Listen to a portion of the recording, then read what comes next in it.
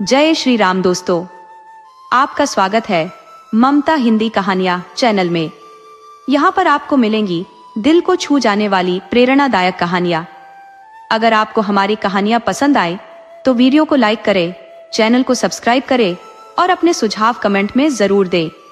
आपके सहयोग से आपका अपना चैनल ज्यादा से ज्यादा लोगों तक पहुंच पाए। धन्यवाद।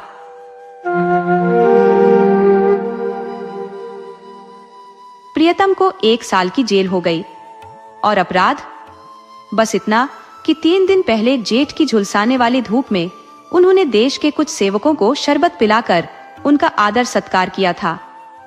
मैं उस वक्त अदालत के भीतर खड़ी थी।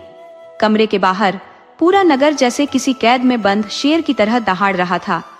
मेरे जीवन साथी हथकड़ियों में जकड़े हुए जब भीतर लाए गए तो पूरे वातावरण में जैसे सन्नाटा पसर गया। पर मेरे भीतर मानो कोई तूफान मचल रहा था। मेरा हृदय जैसे पिघल रहा हो और इस पिघलन से मेरे पूरे शरीर में एक आवेग सा भर गया था। कभी इतना गर्व मुझे नहीं हुआ था। वह अदालत, वह अंग्रेज अधिकारी जो कुर्सी पर बैठा था और वह पुलिसकर्मी जो लाल जरीदार पगड़ियां बांधे खड़े थे, सब मेरी आंखों में तुच्छ प्रतीत हो रहे थे।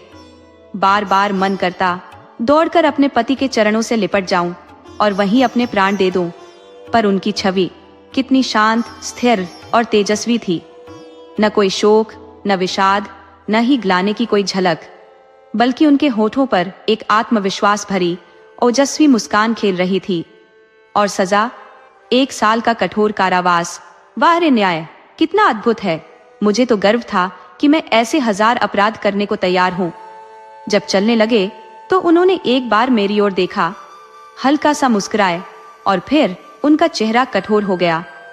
मैं अदालत से लौटकर सीधे घर आई, 5 रुपए की मिठाई मंगवाई और सभी स्वयं सेवकों को बुलाकर खिलाई। उस शाम पहली बार मैं कांग्रेस के जलसे में गई। सिर्फ गई नहीं, मंच पर खड़ी होकर भाषण भी दिया और सत्याग्रह का व्रत ले लिया। मुझे नहीं पता ये ताकत मेरी आत्मा में कहां से आ गई थी, पर शायद सब कुछ खो देने के बाद डरने के लिए कुछ बचता ही नहीं। अगले दिन मैंने 2 तार भेजे, एक पिताजी को और दूसरा ससुर जी को। पिताजी वन विभाग में एक अच्छे पद पर थे और ससुर जी पेंशन पाते थे। पूरा दिन बीत गया पर जवाब नहीं आया। अगले दिन भी चुप्पी। तीसरे दिन दोनों का जवाब आया, पर क्या जवाब। ससुर जी का पत्र मानो तानों से भरा हुआ था। लिखा, मुझे उम्मीद थी कि बुढ़ापे में तुम दोनों मेरा सहारा बनोगे, पर तुमने मेरी आशाओं पर पानी फेर दिया। अब क्या चाहते हो, मैं भीख मांगूं? मैं सरकार से पेंशन पाता हूं, तुम्हें आश्रय देकर अपनी पेंशन से हाथ नहीं धो सकता। पिताजी का पत्र थोड़ा नरम था, लेकिन भाव वही था। उनके शब्दों में स्पष्ट झलक रहा था कि वे भी मेरे फैसले से खुश नहीं थे। इस साल उनका प्रमोशन होने वाला था और मेरी वजह से उन्हें अपना भविष्य खतरे में दिख रहा था। अगर वो बुलाएंगे तो शायद मुझे ग्रेड से हाथ धोना पड़ सकता है।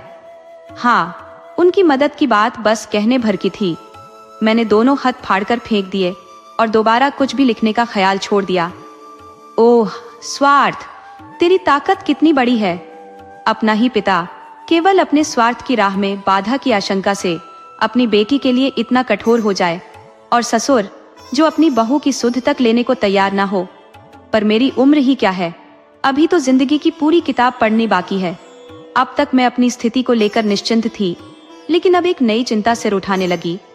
इस सुनसान घर में बिना किसी सहारे के मैं आखिर कैसे टिकूंगी? मगर जाऊं तो जाऊं कहां? अगर मैं पुरुष होती तो कांग्रेस के आश्रम में चली जाती या मजदूरी का कोई सहारा ढूंढ लेती, लेकिन मेरे पैरों में नारीत्व की बेड़ियां पड़ी थी। मुझे अपनी जान से ज्यादा अपनी मर्यादा की चिंता थी। किसी की नजर मेरे सम्मान पर न पड़े, यही फिक्र खाई जा रही थी। तभी नीचे से किसी की आहट सुनाई दी। मैंने झांका तो देखा 2 आदमी खड़े हैं। मन हुआ पूछूं, तुम कौन हो, यहाँ क्यों खड़े हो? लेकिन फिर लगा, मुझे पूछने का हक भी है क्या? ये तो आम रास्ता है। फिर भी मन को एक खटका सा लगा। वो आशंका जैसे मेरे भीतर एक चिंगारी बनकर बैठ गई। गर्मी इतनी थी कि बदन झुलस रहा था, लेकिन मैंने दरवाजा अंदर से बंद कर लिया। घर में पड़ा एक बड़ा चाकू निकाला और सिरहाने रख लिया। वो डर जैसे मेरे सामने बैठकर मुझे घूर रहा हो। तभी किसी ने आवाज दी। मेरे शरीर में सिहरन दौड़ गई। मैंने दरवाजे पर कान लगाया। कोई कुंडी खटखटा रहा था। दिल जोरों से धड़कने लगा। वही 2 बदमाश होंगे। क्यों दरवाजा खटखटा रहे हैं? मुझसे क्या चाहिए? गुस्से और डर की मिली-जुली भावना से भरकर मैंने दरवाजा खोला और छज्जे पर जाकर तेज आवाज में पूछा, कौन है? आवाज सुनकर दिल को थोड़ी राहत मिली। सामने बाबू ज्ञानचंद खड़े थे, मेरे पति के सबसे भले मित्र। मैंने नीचे जाकर दरवाजा खोला।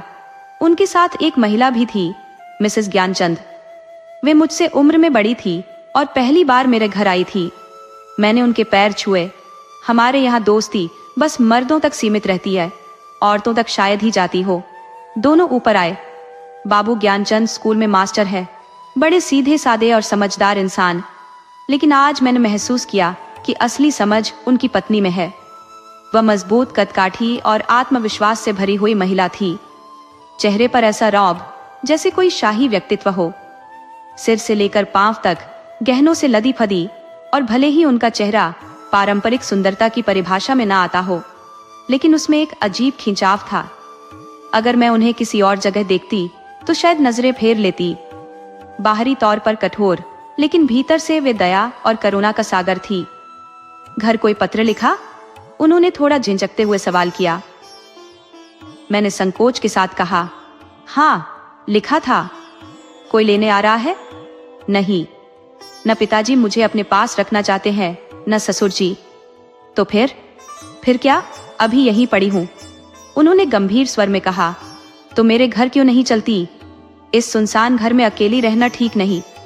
अभी खुफिया विभाग के 2 आदमी यहाँ तैनात हैं। मैं मन ही मन समझ गई थी कि वे दोनों व्यक्ति खुफिया एजेंसी के होंगे। ज्ञान बाबू ने अपनी पत्नी की ओर देखा, जैसे उनकी अनुमति का इंतजार कर रहे हों। उनकी स्वीकृति की झलक पाकर बोले, तो मैं जाकर तांगा लाऊं? देवी जी ने ऐसे घूरा जैसे कह रही हूं, क्या अभी तक यहां खड़े हो? मास्टर साहब चुपचाप दरवाजे की ओर बढ़े। ठहरो, देवी जी ने रुकने का इशारा किया। कै तांगा लाओगे? कै? मास्टर साहब एक पल को हड़बड़ा गए। हाँ कै? एक तांगे में 3 सवारियां ही तो बैठेंगी। संदूक, बिछावन और बर्तन भांडे क्या मेरे सिर पर रखोगे? तो 2 तांगे लाता हूं, मास्टर साहब ने डरते डरते जवाब दिया। एक तांगे में कितना सामान भर पाओगे? तो 3 ले आता हूं। अरे अब जाओ भी, छोटी सी बात के लिए घंटा भर लगा दिया।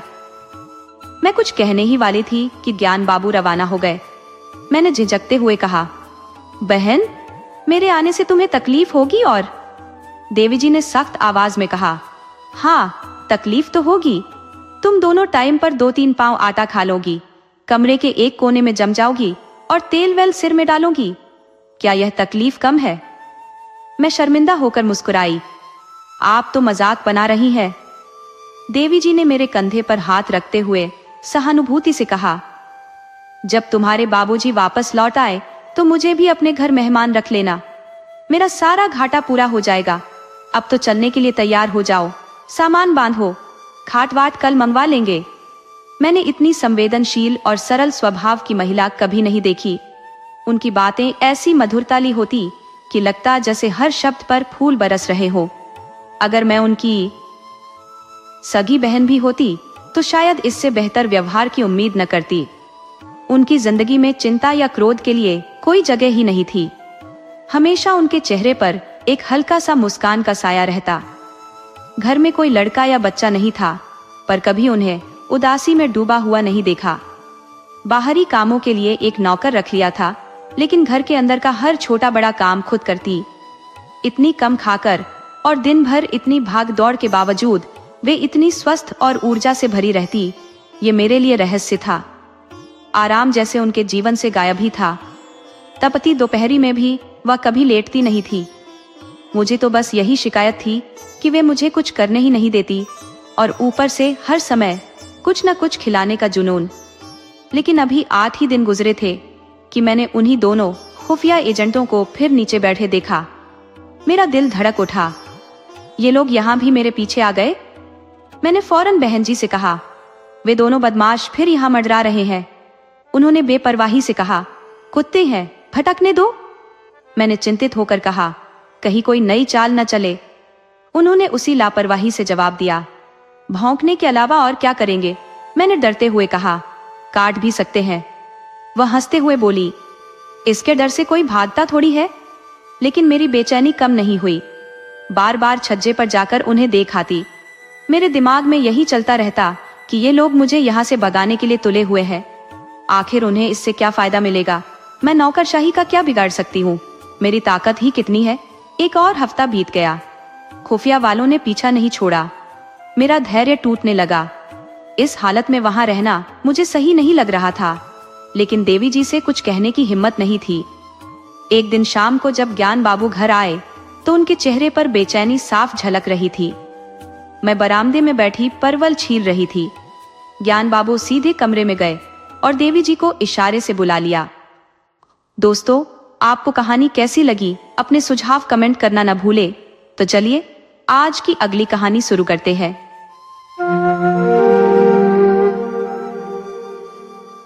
अगर ऐसा कोई इंसान होता जिसकी नजरें सीधे लोगों के दिलों के तहखानों तक पहुंच सकती, तो शायद बहुत कम लोग ऐसे होते जो उसकी आंखों में आंखें डालकर देख पाते।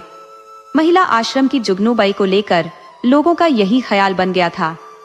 वो एक बूढ़ी, अनपढ़ और गरीब औरत थी, लेकिन देखने में इतनी सादी और मृदुभाषी कि पहली बार देखने वाला उसे साधारण ही समझता। पर उसकी आंखों में एक अजीब सा हुनर था, जैसे कोई परखा हुआ प्रूफ रीडर सिर्फ गलतियां खोज निकालता है। वो हर बुराई को दूर से पहचान लेती थी।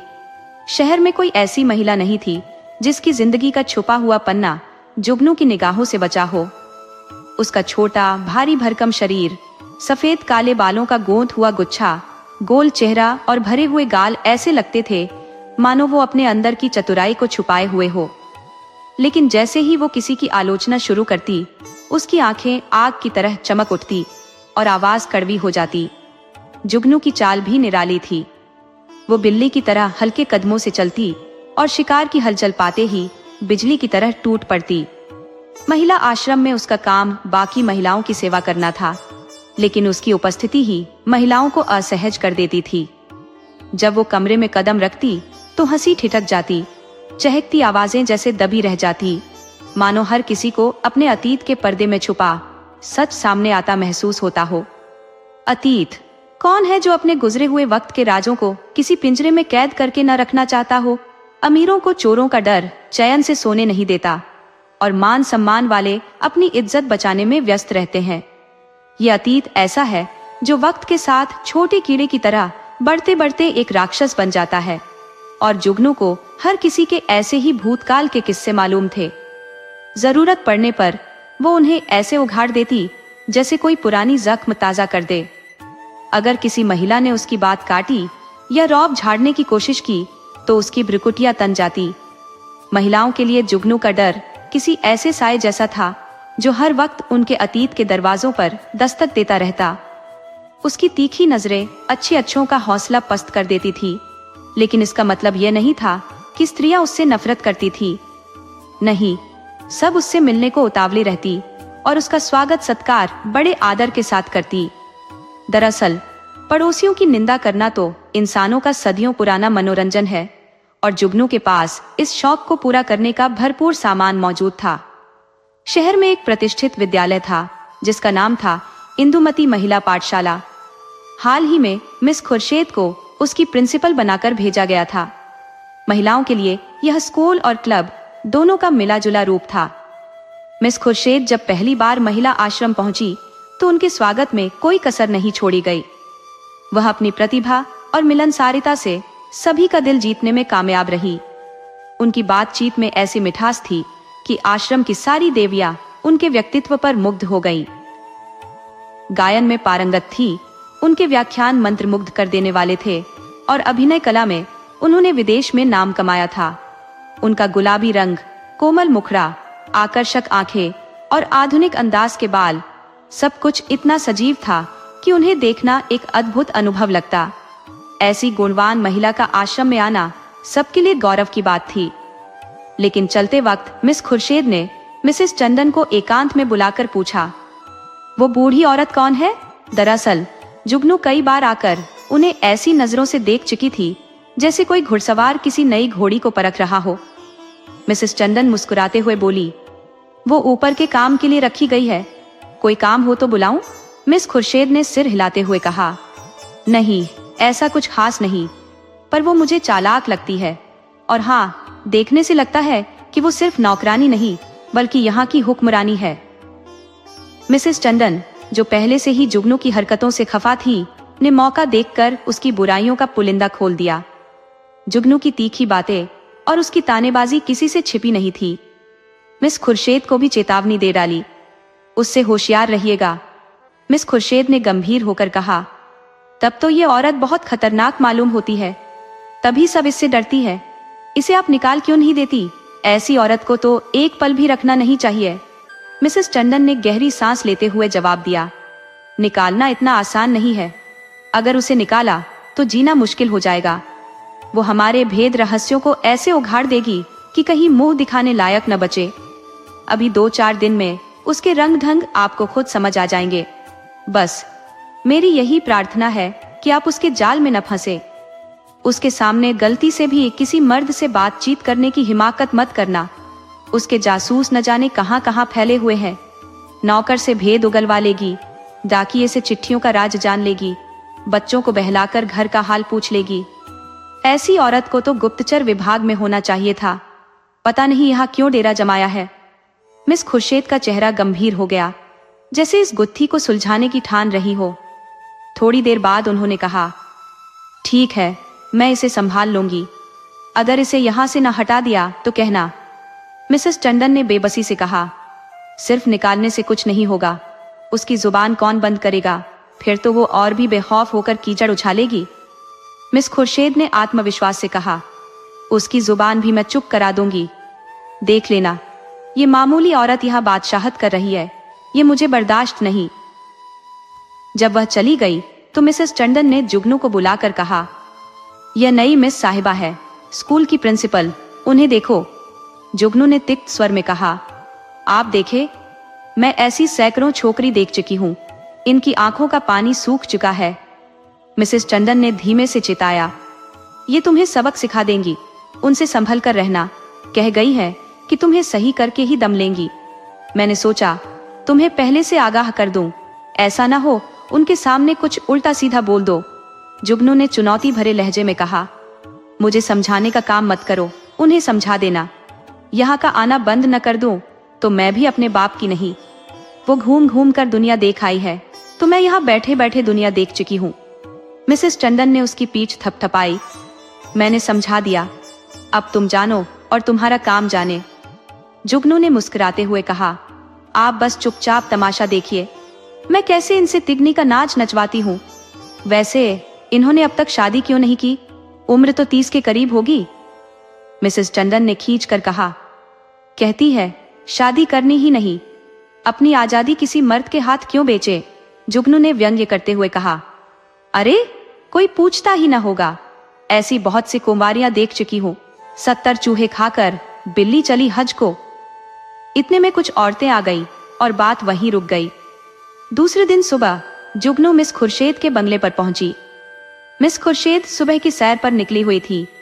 खानसामा ने सवाल किया, कहां से आई हो? जुगनू ने सहजता से कहा, यहीं रहती हूं बेटा। मेम साहब कहां से आई है? तुम तो उनके पुराने नौकर लगते हो। खानसामा ने मुस्कुराते हुए जवाब दिया, नागपुर से आई है, मेरा घर भी वहीं है, मैं 10 साल से उनके साथ हूं। जुगनू, क्या किसी बहुत ऊंचे घराने की लगती है? उनकी चाल ढाल और रंग ढंग से तो ऐसा ही प्रतीत होता है। खानसामा, खानदान कोई खास ऊंचा नहीं है, पर किस्मत की अच्छी है। इनकी माँ आज भी मिशन में मात्र 30 रुपए की पगार पाती है। ये पढ़ाई में तेज थी, वजीफा मिल गया, विलायत जा पहुंची और तकदीर चमक उठी। अब अपनी माँ को यहाँ बुलाने वाली है, पर वह बूढ़ी शायद ही आए। दोनों के बीच इस बात पर ठनती है कि ये गिरजे विरजे नहीं जाती। जुगनू मिजाज से तीखी लगती है। खानसामा, नहीं, वैसे तो बहुत सीधी है, पर गिरजे न जाने का अपना रुख रखती है। क्या तुम किसी नौकरी के लिए आई हो? चाहो तो एक काम मिल सकता है, ये एक आया रखना चाहती है। जुगनू, नहीं रे भाई, अब मैं क्या नौकरी करूंगी। पहले जो मेम साहब यहाँ रहती थी, मुझ पर खास निगाह रखती थी। मैंने सोचा चलो नई मेम साहब को आशीर्वाद दे आऊं। हानसामा, ये मेम साहब आशीर्वाद लेने वाली नहीं है, ऐसी चीजों से बेहद चिढ़ती है। कोई भिखारी आ जाए तो उसे डांट कर भगा देती है। कहती है बिना काम किए जीने का हक नहीं, भलाई चाहती हो तो चुपचाप अपना रास्ता पकड़ लो। जुगनू, मतलब इनका कोई धर्म कर्म नहीं है, फिर गरीबों पर दया क्यों करेंगी? जुगनू को अपनी बात बनाने के लिए मसाला मिल चुका था। छोटे घर की है, माँ से पटती नहीं और धर्म से दूर है। पहले ही वार में इतनी जानकारी हाथ लगना कम बड़ी बात नहीं थी। जाते जाते जुगनू ने हानसामा से और पूछा, इनके साहब क्या करते हैं? हानसामा ने मुस्कुराते हुए जवाब दिया, इनकी तो अभी शादी ही नहीं हुई, साहब कहाँ से होंगे? जुगनू ने बनावटी हैरानी जताई, अरे अब तक ब्याह ही नहीं हुआ? हमारे यहाँ तो लोग हंसने लगे। हानसामा, अपने अपने रीति रिवाज होते हैं, इनके यहाँ तो कई औरतें जिंदगी भर शादी नहीं करती। जुगनू ने व्यंग्य भरे भाव से कहा, ऐसी कुंवारियों को मैंने बहुत देखा है। हमारी बिरादरी में कोई इस हाल में रहे तो थू थू हो जाए, लेकिन इनके यहाँ जो जी में आए करो, कोई पूछने वाला नहीं। इतने में मिस खुर्शेद आ पहुंची। गुलाबी ठंडक का असर दिखने लगा था।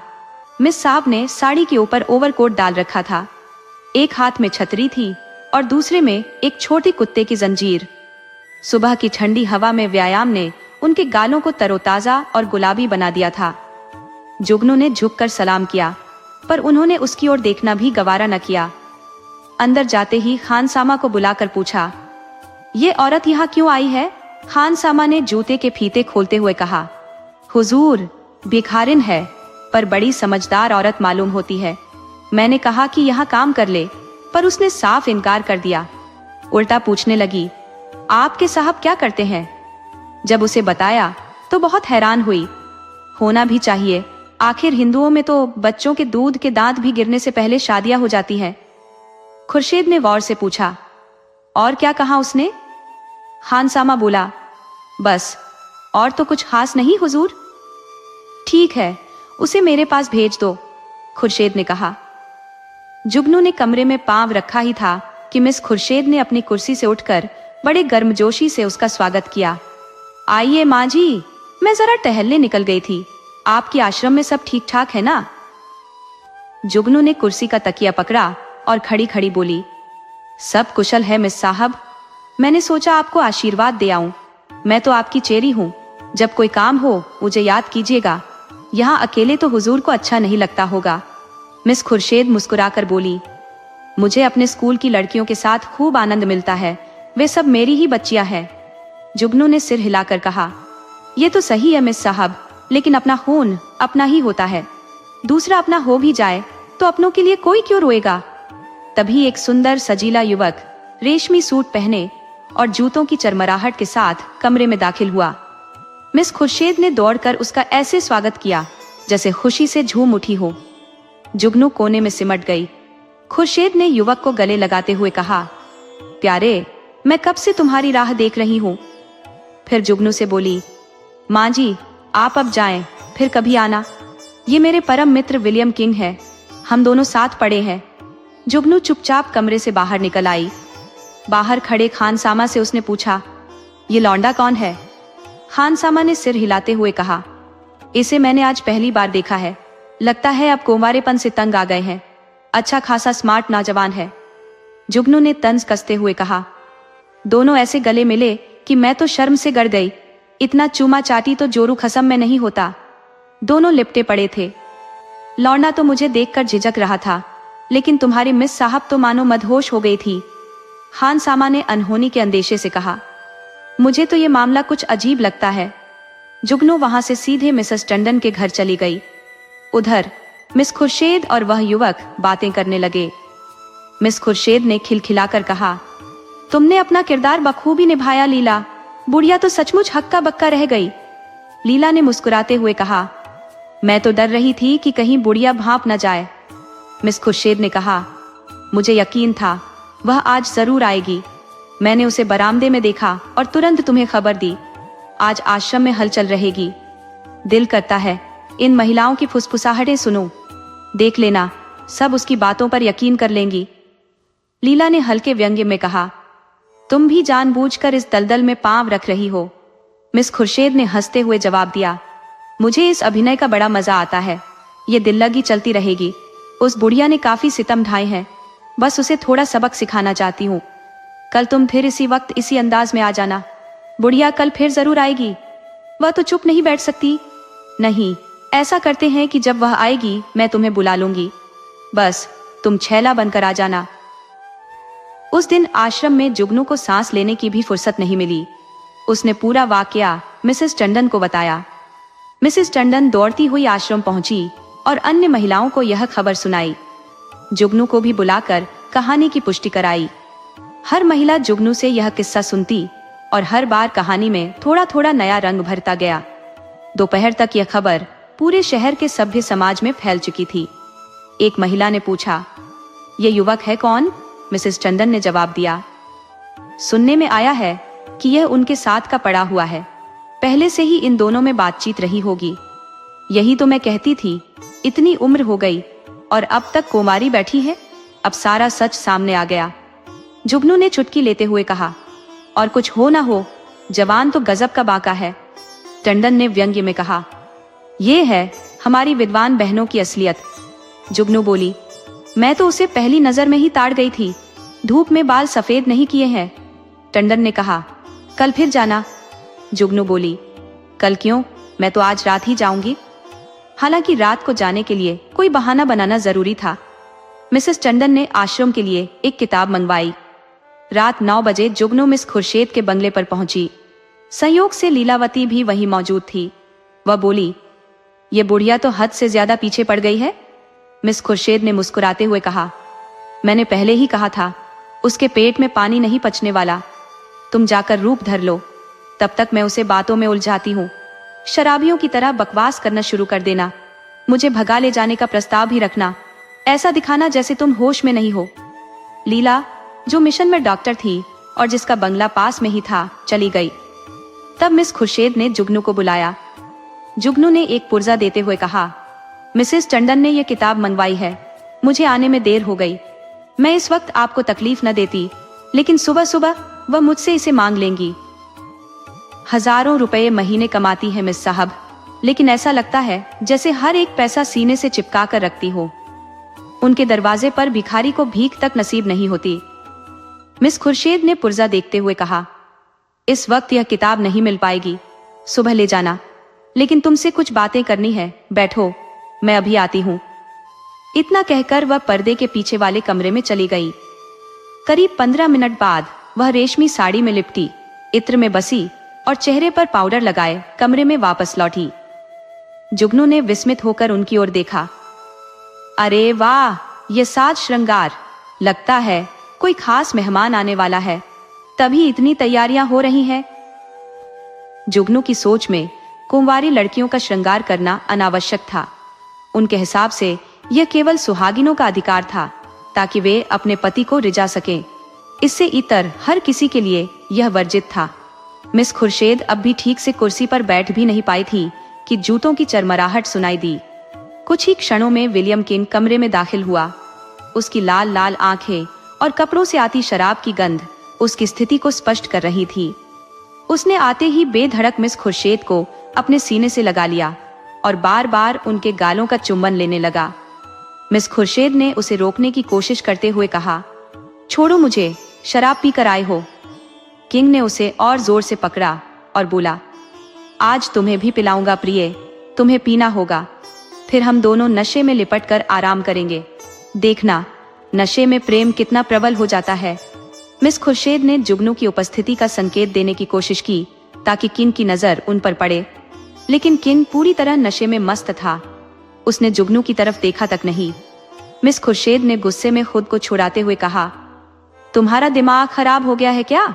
देखते नहीं कमरे में कौन बैठा है? किंग ने हड़बड़ाकर जुगनू की तरफ देखा और झेपते हुए बोला, ये बुढ़िया यहाँ कब आई? तू यहाँ क्यों आई है बुढ़ी? शैतान की बच्ची, क्या यहाँ भेद लेने आई है? हमें बदनाम करना चाहती है? मैं तेरा गला घोंट दूंगा। रुक, भागती कहाँ है? मैं तुझे जिंदा नहीं छोड़ूंगा। जुगनू ने बिना देर किए कमरे से बिल्ली की तरह चुपके से निकलकर दौड़ लगा दी। उधर कमरे से ठहाकों की गूंज उठी जो छत तक हिला रही थी। जुगनू सीधे मिसेस टंडन के घर पहुंची उसके पेट में घबराहट के बुलबुले उठ रहे थे। लेकिन वहां पहुंचकर उसे पता चला कि मिसेस टंडन सो चुकी थी। निराश होकर उसने कई और दरवाजे खटखटाए, पर हर तरफ से सिर्फ सन्नाटा मिला। बेचारी ने पूरी रात ऐसे काटी जैसे किसी बेसहारा बच्चे को सीने से लगाए बैठी हो। सुबह होते ही वह आश्रम पहुंच गई। करीब आधे घंटे बाद मिसेस टंडन भी वहां आ पहुंची। उन्हें देखते ही जुगनू ने अपना मुंह फेर लिया। मिसेस टंडन ने हैरानी से पूछा, रात तुम मेरे घर आई थी? महाराज ने अभी बताया। जुगनू ने ठंडी आवाज में कहा, प्यासा ही तो कुएं के पास जाता है, कुआं थोड़े ही प्यासे के पास आता है। आप तो मुझे आग में झोंककर चुपचाप दूर खड़ी हो गई। भगवान ने बचा लिया, वरना कल मेरी जान ही चली जाती। मिसेस टंडन ने चौंकते हुए पूछा, अरे हुआ क्या? कुछ बताओ तो सही, तुमने मुझे जगाया क्यों नहीं? कैसे जगाती? जुगनू ने तीखे स्वर में कहा, महाराज ने तो घर में घुसने तक नहीं दिया। आपको इतना भी ख्याल नहीं आया कि मैं वहां गई हूं तो लौटने में देर हो सकती है। अगर आप घड़ी भर बाद सोती तो क्या नुकसान होता, लेकिन आपको किसी की परवाह ही कहां है। मिसेस टंडन ने चिंतित होकर पूछा, तो क्या मिस खुर्शीद ने कुछ कहा? वो तो कुछ नहीं बोली, जुगनू ने गुस्से से कहा। लेकिन उनका वो शौहर जरूर दौड़ा मारने, लाल लाल आंखें निकालकर चिल्लाया, भाग यहां से। और जब तक मैं समझ पाती उसने हंटर निकालकर दौड़ा दिया।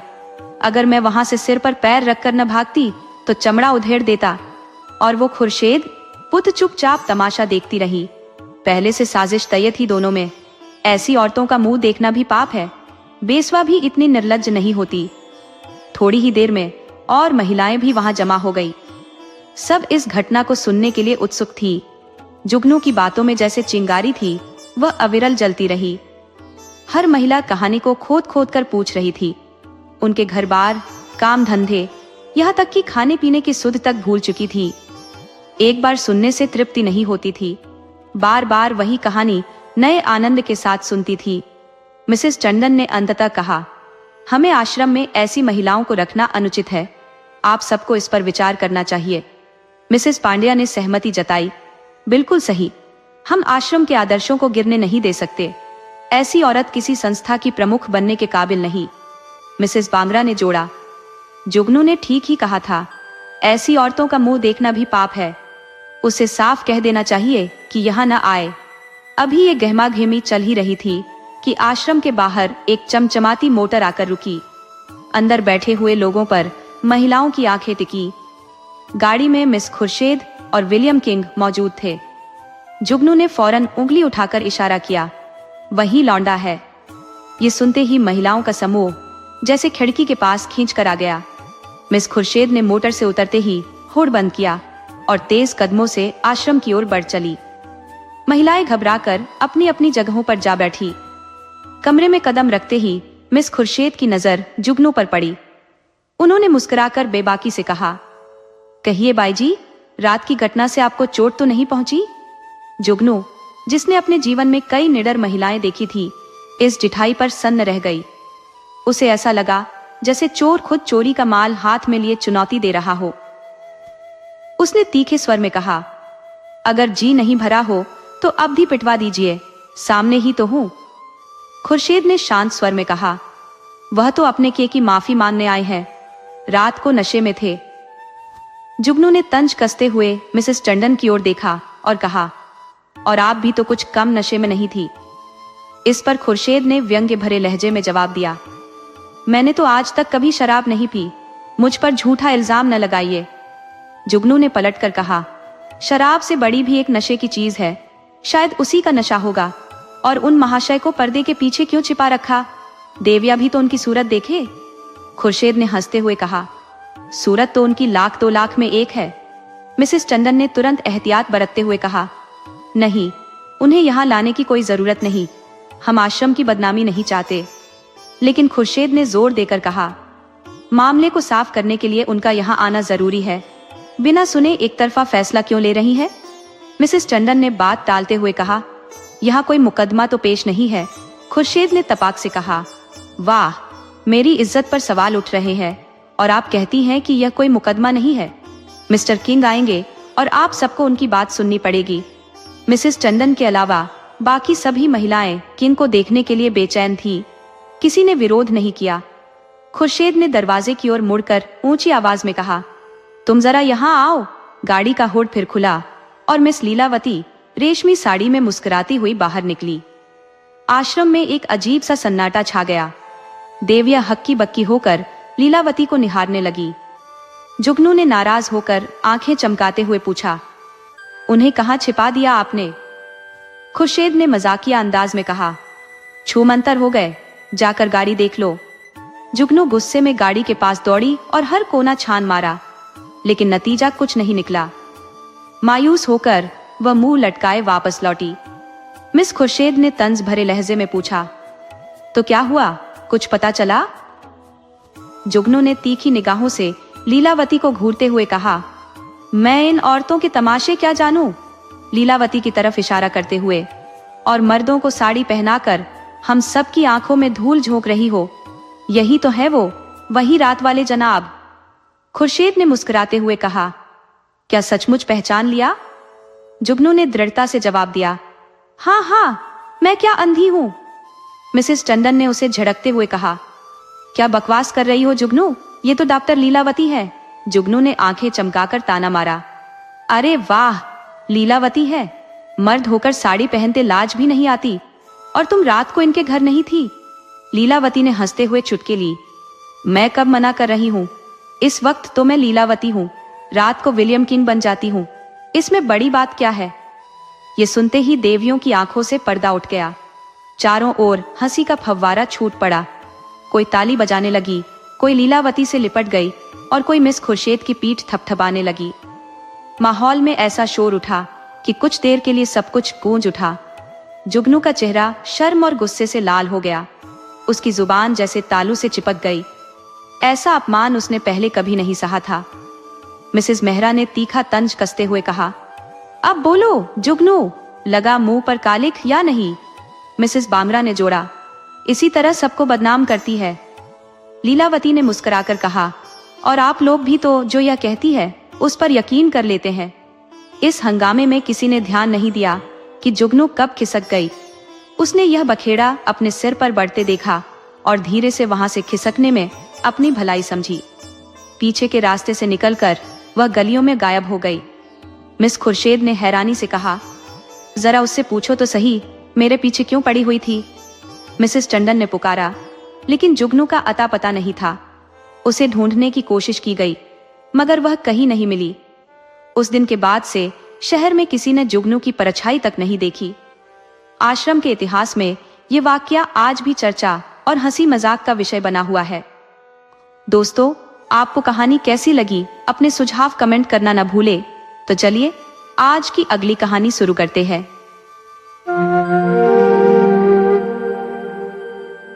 जीवन का अधिकांश समय इसी घर की चारदीवारी में बीता, लेकिन कभी चैन का अनुभव न हुआ। मेरे पति दुनिया की निगाहों में बड़े ही सभ्य, अत्यंत शालीन, उदार और विनम्र व्यक्ति माने जाते होंगे, परंतु जिस पर बीतती है वही उसकी सच्चाई समझ सकता है। समाज को उन व्यक्तियों की वाहवाही करने में आनंद मिलता है जो अपने घर की सुख शांति को ताक पर रखकर दूसरों के लिए मिटने को तत्पर रहते हैं। लेकिन जो इंसान अपने परिवार के लिए अपनी जान खपाता है, उसे दुनिया स्वार्थी, कंजूस, तंगदिल और नैतिकता से गिरा हुआ मानती है। अब इन्हीं को देखिए, दिन रात मुझे तानों से जलाते रहते हैं। मैं पर्दा नहीं करती, लेकिन बाजार जाकर सामान खरीदना मुझे भारी लगता है। और इनका हाल ये है कि अगर सामान मंगवाओ तो ऐसी दुकान से लाएंगे जहां ग्राहक तो क्या, परिंदा भी भूल से न जाता हो। ऐसी दुकानों पर न तो माल ठीक होता है, न तौल सही होती है और न दाम ही वाजिब। यदि ऐसा कुछ न होता तो वे दुकानें बदनाम क्यों होती? पर इन्हें तो जैसे उन गुमनाम दुकानों का मोह हो। बार बार समझाया कि चलती फिरती नामी दुकानों से सामान लाया करो, वहां माल ताजा होता है क्योंकि बिक्री तेज होती है। लेकिन इनकी दोस्ती टुटपूंजियों से है और वे इन्हें ठगते भी हैं। गेहूं लाएंगे तो ऐसा कि पूरा बाजार ढूंढकर सबसे घटिया चुनेंगे। चावल इतना मोटा कि बैल भी देखना न चाहे। दाल में मिट्टी और कंकड़ भरे। लकड़ी के ढेर जलाओ पर गलेगी नहीं। घी लाएंगे तो तेल से भरपूर या सस्ता क्रीम जैसा नकली घी। तेल इतना मिलावटी कि बालों में लगाओ तो जड़ें चिपक जाएं। लेकिन दाम चुकाएंगे शुद्धतम माल का। किसी नामचीन दुकान पर जाने से इन्हें जैसे डर लगता है। शायद इन्हें ऊंची दुकान फीके पकवान का मजा आता है, पर मेरा अनुभव कहता है कि गुमनाम दुकानें सिर्फ खराब माल परोसती हैं। ये कोई एक दिन की बात हो तो बर्दाश्त किया जा सकता है, पर रोज रोज यही सिलसिला नहीं सहा जाता। मैं पूछती हूँ, आखिर इन बेकार दुकानों पर जाते ही क्यों हो? क्या उनका पालन पोषण करना तुम्हारी जिम्मेदारी है? और जवाब में फरमाते हैं कि उन्हें देखकर दुकानदार बुलाने लगते हैं। वाह, यह तो गजब का तर्क है। थोड़ा सा बुला लिया, 2 मीठे शब्द कह दिए और इनका आत्मसम्मान 7वें आसमान पर पहुंच गया। बस यही हाल है। इनका तो हाल ऐसा है कि न इन्हें ध्यान रहता है और न सुध। कूड़ा करकट लेकर भी आ रहे हैं तो मानो आंखों पर पट्टी बंधी हो। मैंने पूछा, तुम हर बार उसी रास्ते से क्यों गुजरते हो? कोई दूसरा रास्ता क्यों नहीं चुन लेते? क्यों इन फालतू लोगों को मौका देते हो? लेकिन जवाब खामोशी में तो जैसे ये उस्ताद है। एक बार गहना बनवाने का किस्सा सुनो। मैं जानती थी कि इनसे पूछने का कोई मतलब नहीं। अपनी पहचान के सुनार को बुलाने जा ही रही थी कि इन्होंने टोक दिया। फरमाते हैं, यह जात तो भरोसे के लायक नहीं, धोखा खाओगी। मेरा एक साथी है, बचपन का दोस्त, वह चालबाजी नहीं करेगा। मैंने सोचा, जब मित्र है और इतने वर्षों का रिश्ता है तो वह दोस्ती का मान जरूर रखेगा। सोने का गहना और 100 रुपए इनके भरोसे कर दिए। फिर जो हुआ वह किसी बुरे सपने से कम नहीं। इनके उस ईमानदार मित्र ने न जाने किस बेईमान को वह सब सौंप दिया। बरसों की माथापच्ची के बाद जो गहना बना उसमें 8 आने तांबा था और ऐसी भद्दी कारीगरी कि देखकर जी खट्टा हो गया। सपनों का महल भर भरा कर गिर पड़ा। रोते पीटते चुप हो गई। ये साहब ऐसे मित्रों को पालते हैं जो पीठ पीछे छुरा घोंपने में भी शर्म नहीं करते। इनके सभी यार दोस्त एक जैसे हैं। कोई झेबकतरा है तो कोई जुआड़ी, कोई फाका मस्त है तो कोई मुफ्तखोर। हर दिन कोई न कोई सिर पर सवार रहता है उधार मांगने के लिए, और न मांगकर जाने का तो सवाल ही नहीं। लेकिन यह भी कभी न हुआ कि किसी ने वह उधार लौटाया हो। आदमी एक बार धोखा खाकर सीखता है, 2 बार खाकर संभलता है, लेकिन ये महाशय 100 बार भी ठगे जाएं, फिर भी वही गलती करेंगे। जब कहती हूँ कि रुपए दे तो आए, अब वापस क्यों नहीं मानते? क्या तुम्हारे वो दोस्त मर गए? तो बस बगलें झांकने लगते हैं। इनके लिए दोस्तों को ना कहना दुनिया का सबसे बड़ा गुनाह है। मैं भी नहीं कहती कि अपने दोस्तों से रिश्ता तोड़ लो, लेकिन क्या चिकनी चुपड़ी बातें बनाना, बहाने करना भी नहीं आता? नहीं, इनके लिए तो यह भी असंभव है। कोई उधार मांग ले तो इन्हें लगता है मानो खुद पर पहाड़ टूट पड़ा हो। असल में इनकी सबसे बड़ी ख्वाहिश ये है कि दुनिया इन्हें धनवान समझे, चाहे इसके लिए मेरे गहने गिरवी रखने पड़े। सच कहूँ, कभी कभी तो घर में पैसे की इतनी तंगी हो जाती है कि न चाहते हुए भी गुस्सा आ जाता है, और इन्हें लगता है रुपये हाथ में काटने दौड़ रहे हैं। जब तक इनका रुपयों का हिसाब किताब दुरुस्त न हो जाए, तब तक इनका दिल और दिमाग दोनों अशांत रहते हैं। इनके कारनामों की दास्तान कहाँ तक सुनाऊं? मेरी तो सांसें तंग हो चुकी हैं। रोजाना एक न एक मेहमान ऐसे प्रकट होते हैं जैसे यमराज ने इन्हें हमारा पता दे दिया हो। न जाने कहां कहां से इनके ये निराले दोस्त आते हैं। कोई इधर से टपक पड़ता है, कोई उधर से। घर मानो बेसहारा और परेशान लोगों का अड्डा बन गया है। घर तो ऐसा है कि मुश्किल से 2 पलंग और गिनती के ओढ़ने बिछाने का सामान है, मगर ये है कि मेहमान नवाजी के नाम पर तैयार। मेहमानों को आराम देना इतना जरूरी हो जाता है कि खुद उनके साथ जमीन पर लेटने को भी तैयार रहते हैं। नतीजा, मेरे बच्चों को अपना स्थान छोड़ना पड़ता है। गर्मियों में तो जैसे तैसे कट भी जाता है, लेकिन जाड़ों में तो ठंड से कांपते हुए भगवान को याद करना पड़ता है। खुली छत भी मेहमानों का अधिकार क्षेत्र बन जाती है, और मैं बच्चों को लेकर 4 दीवारी में पिंजरे की तरह बंद हो जाती हूँ। कमाल तो ये है कि जिनकी आव भगत की जा रही है, वे खुद भी 2 जोड़ी कपड़े नहीं जुटा सकते। इनके सारे मित्र इसी श्रेणी के हैं, ऐसे लोग जो न मदद कर सकते हैं न सहारा। 2-3 बार इन्हें इस कड़वी सच्चाई का एहसास भी हो चुका है, मगर नहीं, इनकी आंखें तो जैसे खुलने से इनकार कर देती है। इनके दोस्तों का चयन भी गजब है, सिर्फ वही लोग जो खुद के जीवन की गाड़ी मुश्किल से खींच रहे हैं। इतने बड़े शहर में न जाने कितने रईसजादे हैं, लेकिन उनसे मेल जोल रखना इनके लिए असंभव है। शायद उनके पास जाने से इनका आत्मसम्मान आहत हो जाता है और दोस्ती करेंगे उन लोगों से जिनके घर का चूल्हा जले न जले, मगर यहाँ चाय पानी का प्रबंध हो जाए। एक बार तो नौकरानी ने घर छोड़ दिया। कई दिनों तक कोई और काम करने वाला नहीं मिला। मैं एक कुशल और समझदार व्यक्ति की तलाश में थी, मगर इन्होंने किसी को भी जल्द से जल्द रख लेने का मन बना लिया। घर के सारे काम वैसे ही चलते थे, लेकिन इन्हें लगता कि घर की गाड़ी थम गई है। मेरा झूठा साफ करना या सब्जी लाने जाना इनसे बर्दाश्त नहीं हुआ। एक दिन न जाने कहां से एक अजीबोगरीब इंसान को ले आए। उसकी शक्ल देखकर ही लग रहा था कि यह जंगलों का वासी है। फिर भी इन्होंने उसकी ऐसी तारीफों के पुल बांधे कि मैं मान गई। बोले, यह बड़ा होशियार है, ईमानदार है, मेहनती है और सलीके का धनी है। मैं भी न जाने क्यों हर बार इनकी बातों में आ जाती हूँ। खैर, उसे रख लिया, लेकिन जल्द ही समझ में आ गया कि वह आदमी सिर्फ नाम का आदमी था। उसमें इंसानियत का बस नाम था, बाकी कोई गुण नहीं। किसी काम का कायदा कानून मालूम नहीं। बेईमानी का लक्षण तो उसमें न था, लेकिन मूर्खता की पराकाष्ठा पर था।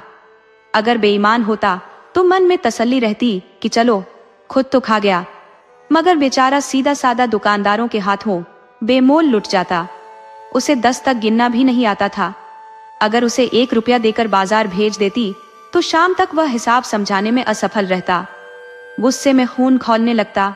दिल करता उसके कान मरोड़ दूं, मगर इन्हें कभी उस पर नाराज होते नहीं देखा। डांटना तो दूर की बात है।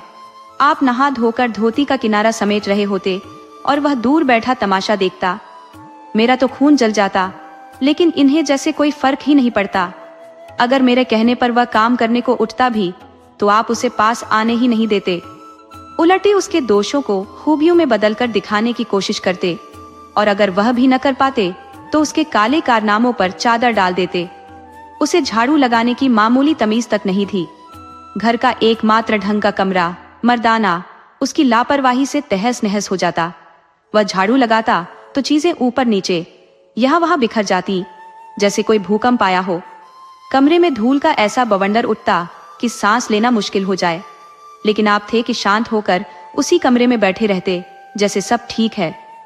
एक दिन मैंने झल्लाकर उसे चेतावनी दी, कल से अगर ढंग से सफाई नहीं की तो कान पकड़कर बाहर निकाल दूंगी। अगली सुबह उठी तो देखती हूँ कि कमरा साफ सुथरा है। हर चीज अपनी जगह पर करीने से रखी हुई है। धूल का नामो निशान नहीं। मैं आश्चर्यचकित होकर कमरे का निरीक्षण कर ही रही थी कि आप मुस्कुराते हुए बोले, देख रही हो, आज सुबह सुबह घूरे ने सफाई की है। मैंने उसे समझा दिया था, तुम बिना सिखाए उसे डांट देती हो। मैंने सोचा, चलो कम से कम एक काम तो ठीक से हुआ। अब रोज कमरा चमकता दमकता मिलता। धीरे धीरे घूरे पर मेरा भरोसा बढ़ने लगा। लेकिन एक दिन जब मैं कुछ जल्दी उठ गई और कमरे में पहुंची तो जो देखा उससे मेरा खून खौल उठा। घूरे दरवाजे पर खड़ा था और आप खुद सफाई में जुटे थे। मेरे सब्र का बांध टूट गया। झाड़ू आपके हाथ से छीनकर सीधे घूरे के सिर पर दे मारा। उसी वक्त उसे घर से निकाल दिया। लेकिन आप फरमाते हैं, उसका मेहनताना तो चुका दो। वाह, एक तो काम नहीं करता, ऊपर से बदतमीजी दिखाता है और उस पर मजूरी भी दो। मैंने तो 1 पैसे तक की सूरत न दिखाई। जो कुर्ता उसे दिया था वह भी छीन लिया। अब महाशय मुझसे कई दिन तक रूठे रहे। घर छोड़कर जाने का उपक्रम करने लगे। बड़ी मुश्किल से उन्हें रोका। कभी कभी तो लगता है अगर मैं न होती तो शायद इन्हें कोई सड़क पर बेच देता। एक दिन मेहतर ने फटे पुराने कपड़ों के लिए सवाल कर दिया। इस बेरोजगारी और तंगी के दौर में फालतू कपड़े तो अमीरों या अफसरों के पास होंगे, मेरे जैसे आम इंसान के पास तो जरूरत भर के कपड़े भी मुश्किल से पूरे पड़ते हैं। आपका पूरा वस्त्रालय एक छोटी सी गठरी में समा जाए जिसे डाक में भेजना आसान हो। ऊपर से इस साल तो ठंड के लिए नए कपड़े बनवाने का सवाल ही नहीं उठा। पैसे है ही नहीं तो कपड़े कहां से बनते। मैंने मेहतर को साफ साफ मना कर दिया। हाड़ कंपा देने वाली ठंड का एहसास मुझे भी है। ये भी समझती हूँ कि गरीबों पर क्या बीतती होगी, मगर मेरे पास उनकी मदद के लिए अफसोस जताने के अलावा और क्या रास्ता था। जब तक समाज का ढांचा ऐसा रहेगा, ऐसी समस्याएं खत्म नहीं होंगी। एक और अमीरों के पास कपड़ों से भरी गाड़ियां हैं, तो दूसरी ओर गरीबों को ठिठुरते रहना पड़ता है। खैर, मैंने तो मना कर दिया, लेकिन आपने क्या किया? अपना कोट उठाया और उसे दे दिया। मेरी तो जैसे नसें जल उठी।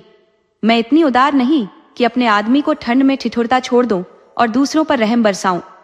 देवता, आपके पास यही एक कोट था, आपको यह ख्याल भी नहीं आया कि अब आप क्या पहनेंगे? वाह री परोपकार की लालसा। मेहतर सलाम ठोक कर दुआएं देता हुआ चला गया और आप कई दिन ठंड से ठिठुरते रहे। सुबह की सैर, जो आपकी आदत थी, वह बंद हो गई। आप, जिनके दिल में इतना बड़ा परोपकार भरा हुआ है, फटे पुराने कपड़े पहनने में जरा भी हिचकिचाते नहीं। मैं तो शर्म के मारे जमीन में गड़ जाऊं, पर आपको कोई फर्क नहीं पड़ता। लोग हंसते हैं तो हंसे, आपकी बला से। आखिरकार जब मुझसे यह देखा नहीं गया तो मैंने एक नया कोट बनवा दिया। मन तो कर रहा था कि आपको ठंड में तड़पते रहने दूं, पर डर था कि कहीं बीमार न पड़ जाए तो काम और ज्यादा बढ़ जाएगा। आखिरकार घर का सारा काम तो आपके ही जिम्मे है। आप शायद मन ही मन सोचते होंगे कि आप कितने विनम्र और दयालु हैं, लेकिन मैं इसे उदारता नहीं बल्कि मूर्खता और निष्क्रियता कहती हूँ। जिस मेहतर को आपने कोट दिया, मैंने उसे कई बार रात में शराब के नशे में डगमगाते देखा है। मैंने यह बात आपको दिखा भी दी। फिर ऐसी विवेकहीनता का भार हम क्यों उठाए? अगर आप सच में उदार और दयालु होते तो घर वालों के लिए भी आपके दिल में थोड़ी नरमी होती। या आपकी सारी करुणा बस बाहरी लोगों के लिए ही आरक्षित है? घर वालों को तो इसका थोड़ा हिस्सा भी नसीब नहीं होता। मेरी उम्र का इतना हिस्सा बीत गया, पर इस नेक दिल इंसान ने कभी अपने हाथों से मुझे एक छोटा सा तोहफा तक नहीं दिया। मान लिया कि मैं जो कुछ बाजार से मंगवाऊं उसे लाने में इन्हें कोई एतराज नहीं होता, लेकिन शर्त यह है कि रुपये मुझे ही देने होंगे। खुद से कुछ खरीदने की तो जैसे इन्हें फुर्सत ही नहीं। ये सच है कि ये अपनी जरूरतों के लिए भी कुछ नहीं लाते। मैं जो मंगवा दूं उसी में खुश रहते हैं, लेकिन क्या इंसान कभी कभी अपने मन की चीजें नहीं चाहता? दूसरे मर्दों को देखती हूँ जो अपनी बीवियों के लिए गहने, सुंदर कपड़े और साज सज्जा का सामान लेकर आते रहते हैं। यहाँ ऐसा सोचना भी जैसे मना है। बच्चों के लिए मिठाई, खिलौने या कोई भी छोटी चीज शायद कभी लेकर नहीं आए। इन्हें तो जैसे कसम खाई हो कि ऐसा कुछ नहीं करेंगे। इसीलिए मैं इन्हें कृपण, अरसिक और भावनाओं से शून्य मानती हूँ। इन्हें उदार कहना तो दूर की बात है, दूसरों के लिए इनका जो सेवा भाव है वह असल में इनका यश लालसा और जीवन की व्यवहारिकता की कमी का नतीजा है। इनके विनम्र होने की हद ये है कि जहाँ ये नौकरी करते हैं वहाँ किसी बड़े अधिकारी से मेलजोल तक नहीं रखते। अफसरों को सलाम करना इनकी आदत के खिलाफ है। नजर डालना या उनके घर जाना तो बहुत दूर की बात है। इसका खामियाजा भी इन्हें ही भुगतना पड़ता है। औरों को छुट्टियों में रियायत मिलती है, इनका वेतन कट जाता है। बाकी लोग तरक्की कर लेते हैं, पर इन्हें कोई पूछता तक नहीं। 5 मिनट की देर भी हो जाए तो जवाब तलब होता है। ये बेचारे जी जान लगाकर काम करते हैं। जब कोई बड़ा मुश्किल काम आता है तो वह इन्हीं के सिर पर डाल दिया जाता है और ये बिना किसी शिकायत के उसे कर भी देते हैं। दफ्तर में इन्हें गिस्सू या पिस्सू जैसे नामों से पुकारा जाता है। कितना ही मेहनत करें, इनके हिस्से वही सूखी घास लिखी है। यह विनम्रता नहीं बल्कि जीवन की व्यावहारिक समझ का अभाव है। मैं इसे समय की नजाकत को समझने की कमी और व्यवहार कुशलता का अभाव कहती हूँ। अफसर इनसे खुश क्यों होंगे? केवल इसलिए कि यह मेहनती है। दुनिया काम चलाने के लिए मुरोवत और समझदारी पर चलती है। अगर आप हर किसी से खींचे खींचे रहेंगे तो सामने वाला भी आपसे वैसा ही व्यवहार करेगा। जब अंदर क्षोभ पनपता है तो वह दफ्तर की बातों और व्यवहार में भी झलक ही जाता है। जो मातहत अफसर को खुश रखने की कोशिश करता है उसकी तरफ स्वाभाविक रूप से झुकाव होता है, लेकिन यहाँ विश्वास और तालमेल का तो जैसे नामो निशान ही नहीं। ऐसे व्यवहारिक लोगों से कोई कैसे सहानुभूति रखे? आखिरकार अफसर भी तो इंसान है, उसके मन में भी तो इज्जत और विशेषाधिकार की आकांक्षा होती है। जब अधीनस्थ कर्मचारी खुद उससे दूर दूर रहते हैं तो क्या अफसर खुद उनसे मेलजोल बढ़ाने आएगा? यही वजह है कि जहां भी आपने नौकरी की वह टिक नहीं पाए। कभी अफसर से झगड़ पड़े तो कभी काम का बोझ बर्दाश्त नहीं हुआ और इस्तीफा दे दिया। आप अपने परिवार की सेवा का बड़ा दावा करते हैं, लेकिन आपके जितने भाई भतीजे हैं उनमें से कोई आपकी खोज खबर तक नहीं लेता और आप हर बार उनकी तरफ उम्मीद भरी निगाह से देखते रहते हैं। आपके एक बड़े भाई जो तहसीलदार है, घर की सारी संपत्ति की देखरेख करते हैं। उनका रहन सहन आलीशान है, मोटर कार, नौकर चाकर, सब कुछ। लेकिन यहाँ वह भूलकर भी चिट्ठी नहीं लिखते। एक बार जब हमें पैसों की बहुत ज्यादा तंगी हो गई तो मैंने कहा, अपने भाई साहब से क्यों नहीं मांग लेते? आपका जवाब था, उन्हें क्यों परेशान करूं? उनके भी अपने खर्चे होंगे। कौन जानता है उनकी कौन सी बचत होती होगी। जब मैंने बहुत जोर दिया तब आपने एक चिट्ठी लिखी, पर वह चिट्ठी क्या थी मुझे कभी समझ नहीं आया। शायद आपने मुझे टाल दिया हो, क्योंकि पैसे तो आने ही नहीं थे। कई दिन बीत गए। मैंने पूछा, कुछ जवाब आया आपके भाई साहब से? आप नाराज होकर बोले, अभी तो खत पहुंचे बस 1 सप्ताह हुआ है, इतना जल्दी क्या जवाब आएगा? और फिर एक और सप्ताह बीत गया, पर कोई जवाब नहीं आया।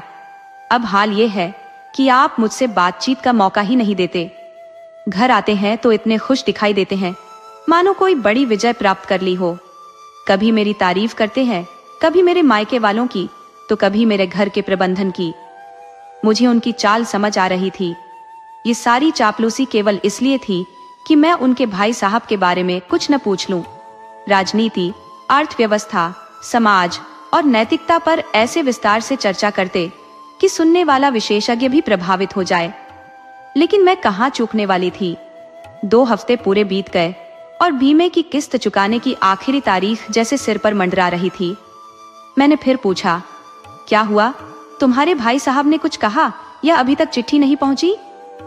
आखिर घर की इस जायदाद में हमारा हिस्सा है भी या हम किसी नौकरानी की औलाद हैं?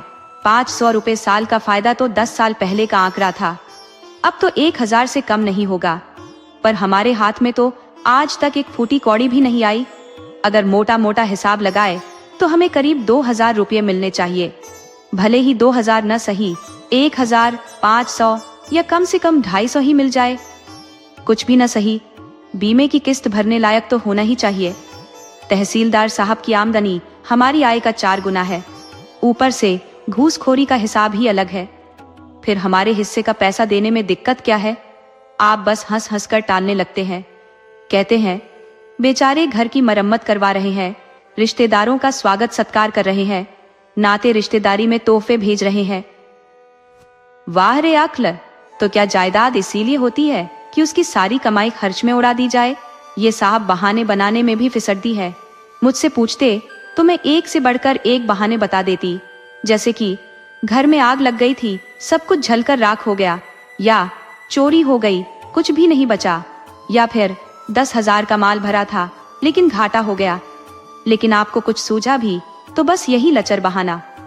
आखिरकार पड़ोस की एक महिला से रुपये उधार लेकर काम चलाया गया। और फिर भी आप अपने भाई भतीजों की तारीफों के पुल बांधते हैं। ये बातें सुनकर तो मेरे अंदर आग लग जाती है।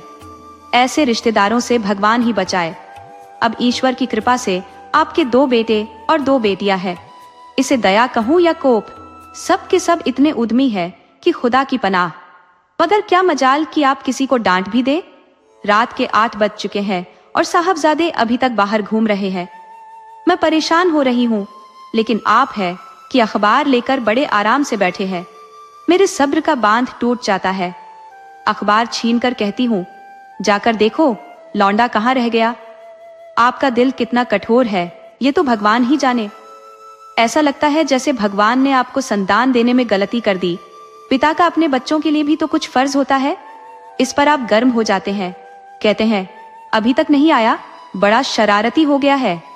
आज तो इसे सबक सिखाता हूँ, कान उखाड़ दूंगा, हंटरों से खाल उधेड़ दूंगा। फिर ताव में आकर आप उसे ढूंढने निकल पड़ते हैं। संयोग की विचित्रता देखिए, आप उधर जाते हैं और लड़का इधर प्रकट हो जाता है। मैं उससे पूछती हूँ, तू यहाँ से कहाँ से आ गया? तुझे ढूंढने तो गए हैं, आज तो तेरी खैर नहीं, देखना इस आदत की जड़ काटी जाएगी। वह भयभीत नजर आता है। दांत पीस रहे थे, आते ही होंगे, छड़ी भी लिए हुए हैं। तुम तो जैसे किसी की सुनने वाले हो नहीं, आज तुम्हें अच्छे से समझाया जाएगा। लड़का सहमकर लैंप जलाकर पढ़ने बैठ जाता है। महाशय जी 2-2.5 घंटे बाद लौटते हैं, थके परेशान और बदहवास। दरवाजे पर पांव रखते ही पूछते हैं, आ गया क्या? मैं क्रोध को और उकसाने के इरादे से कहती हूँ, आ तो गया है, जाकर पूछिए ना। मैंने तो पूछ पूछ कर हार मान ली। कहाँ गया था? कुछ बोलता ही नहीं। आप गरजते हुए कहते हैं, मन्नू यहाँ आओ। लड़का कांपता हुआ आंगन में आकर खड़ा हो जाता है। घर की दोनों बच्चियां डर के मारे छिप जाती हैं, मानो कोई बड़ा कांड होने वाला है। छोटा बच्चा खिड़की से चूही की तरह झांक रहा है। आप क्रोध से भरे हुए हैं, हाथ में छड़ी लिए हुए। उनकी क्रोध भरी आकृति देखकर मुझे पछतावा होता है कि आखिर मैंने शिकायत क्यों की। आप लड़के के पास पहुंचते हैं, लेकिन छड़ी चलाने के बजाय उसके कंधे पर हाथ रखते हुए बनावटी क्रोध से कहते हैं, कहाँ थे तुम? मना करने पर भी नहीं मानते। खबरदार, जो अब इतनी देर से आए। आदमी काम के बाद घर लौटता है या आवारागर्दी करता है? मैं सोचती हूँ, यह तो भूमिका है, असली बात अभी आएगी। लेकिन विषय वहीं समाप्त हो जाता है। आपका गुस्सा शांत हो जाता है, जैसे क्वार की घटा छाई, गड़गड़ाई और 4 बूंदों में खत्म हो गई। लड़का अपने कमरे में चला जाता है और शायद मन ही मन खुशी से झूमने लगता है। मैं पराजित सी कहती हूँ, आप तो जैसे डर ही गए। भला 2-4 थप्पड़ तो लगाने चाहिए थे, इसी तरह बच्चे बिगड़ते हैं। आप कहते हैं, तुमने सुना नहीं, मैंने कितनी जोर से डांटा। लड़के की तो जान ही निकल गई होगी। अब देखना, वह फिर कभी देर से नहीं आएगा। आपने डांटा नहीं, आंसू पहुंचे। तुमने मेरी डांट सुनी नहीं। आपकी डांट ऐसी कि लोगों के कान बहरे हो जाए। आइए, आपका गला सहला दूं। आपने एक नया सिद्धांत गढ़ लिया है, दंड देने से बच्चे बिगड़ते हैं। आपके हिसाब से लड़कों को पूरी आजादी मिलनी चाहिए। उनके ऊपर किसी भी तरह की बंदिश, नियंत्रण या दबाव डालना उचित नहीं है। आपकी सोच में यह नियंत्रण ही उनके मानसिक विकास में रुकावट डालता है। यही वजह है कि लड़के आज बेकाबू घोड़े बन गए हैं। कोई एक पल भी किताब लेकर नहीं बैठता। कभी गुल्ली डंडा खेल रहे हैं, कभी कंचे, तो कभी पतंग उड़ाने में मशगूल है। और आप जनाब तो खुद भी लड़कों के साथ खेल में उतर जाते हैं। 40 की उम्र में भी बाल सुलभ हरकतें। मेरे पिताजी के जमाने में तो कोई लड़का पतंग उड़ाने की सोच भी ले तो घर सिर पर उठा लिया जाता था। उनका गुस्सा तो ऐसा था कि मानो खून पी जाए। सुबह सुबह बच्चों को पढ़ाई पर बैठा देते थे, स्कूल से आते ही फिर पढ़ाई में लगा देते। शाम को बस आधे घंटे की छुट्टी मिलती थी और फिर रात को भी पढ़ाई। ये नहीं कि खुद अखबार पढ़ते रहें और लड़के गली में इधर उधर भटके। आप तो कभी कभी अपने ही सीन कटाकर बछड़ा बनने का काम करते हैं। बच्चों के साथ ताश खेलने बैठ जाते हैं। ऐसे पिता का बच्चों पर क्या असर होगा? पिताजी के सामने तो मेरे भाई सीधे उनकी आंखों में देखने की हिम्मत नहीं कर पाते थे। उनकी आवाज सुनते ही सन्नाटा छा जाता था। घर में कदम रखते ही मानो शांति का साम्राज्य स्थापित हो जाता। उनके सामने बच्चों की हिम्मत जवाब दे जाती थी।